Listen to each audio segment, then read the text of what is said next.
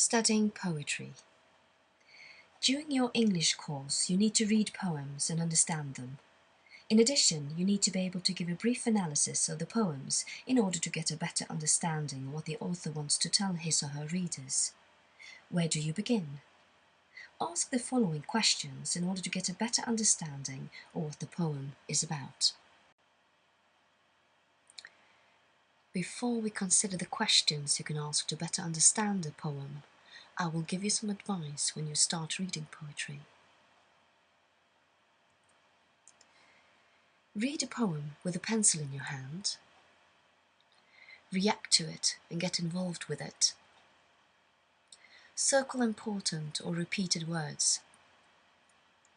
Mark difficult words, lines and passages.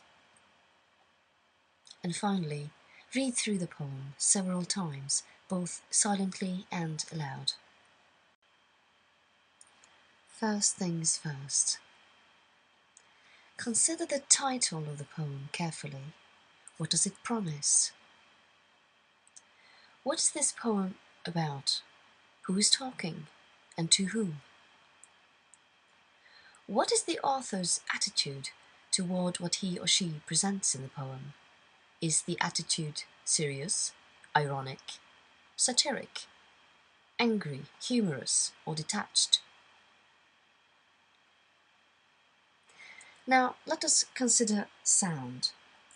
Poems are meant to be heard, so sound effects are important.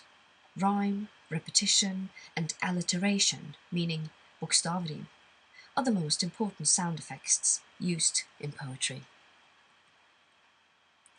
Rhythm is what gives poetry a musical feel. The meter can be measured by counting the beats in each line. Consider the sound and rhythm of the poem. Is there a pattern? If so, how regular is it? Does the poet use rhyme? What particular words or phrases in the poem are made to stand out? Further, free verse, free variation in the length of lines, the form and content of the poem. And finally, repetition of words and phrases often contributes to making the poem coherent, meaning sammanhängande.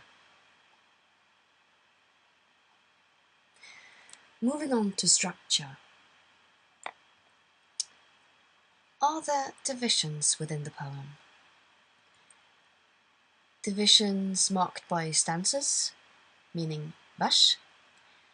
Are there divisions marked by rhyme, by shifts in subject, by shifts in perspective?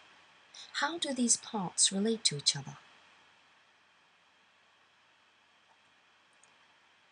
And let us consider other literary terms in poetry.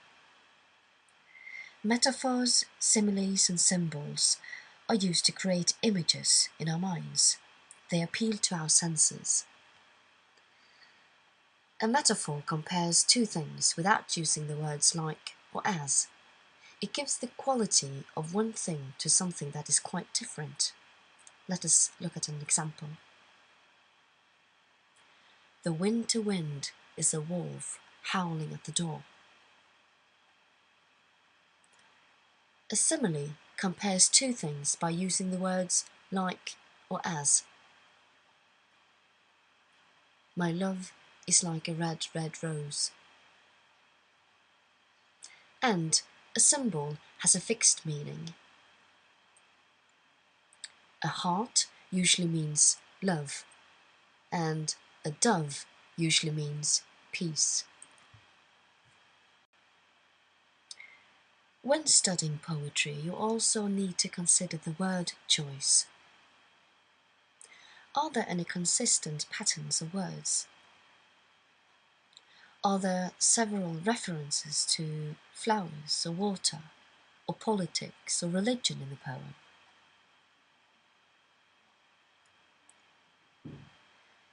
And our final point here is theme.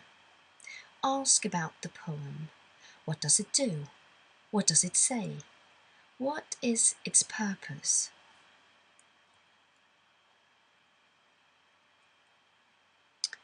What does the author want to tell us? The theme of the poem is the total effect the poem makes on the reader. The theme is more general than the subject matter of the poem, or what the poem presents in concrete terms. Let us sum up. You need to consider title, sound, structure, imagery, meaning metaphor, simile, symbol, word choice, and finally theme when you study poetry.